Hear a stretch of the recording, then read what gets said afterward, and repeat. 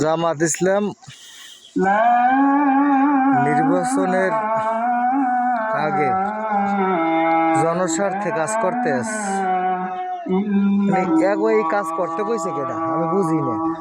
সড়ক পরিবহন কি এদের কাজ করতে বলছে? ও ভাই কি করেন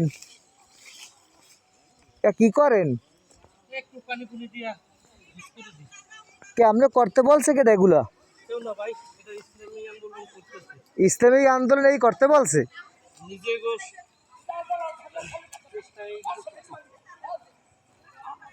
না এই সড়ক পরিবহন তো কারো না কারো আন্ডারে আছে,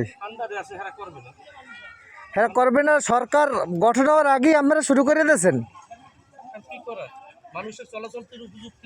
উপযুক্তি সেটা হবে, সেটা তো আপনারা একটু সুযোগ দেবেন। 2টা দিন আছে নির্বাচনের বাকি, তো 2টা দিন আপনার নির্বাচন অপেক্ষা করতেন।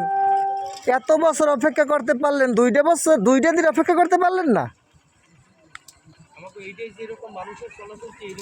ভাই? আমার বাড়িতে এই এলাকায়, আমি তো এলাকার বাইরের বলা না, আপনাকে আত্মীয় স্বজনের আমার বাগডে বাতি যাই। আমরা পরিচয় তো দিতে পারছি না, কারণ আমরা তো প্রেসে কাজ করি।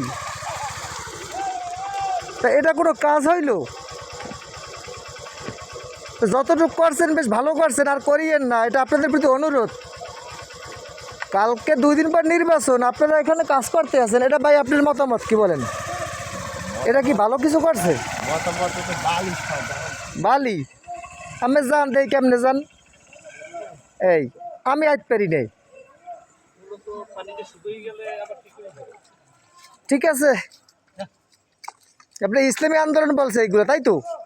তারা করাইতেছে যেহেতু 2 দিন পরে ভোট কেন্দ্র যেহেতু সামনে, হ্যাঁ, মানুষের চলাচলের জন্য তো যাতায়াত ব্যবস্থাটা ভালো দরকার।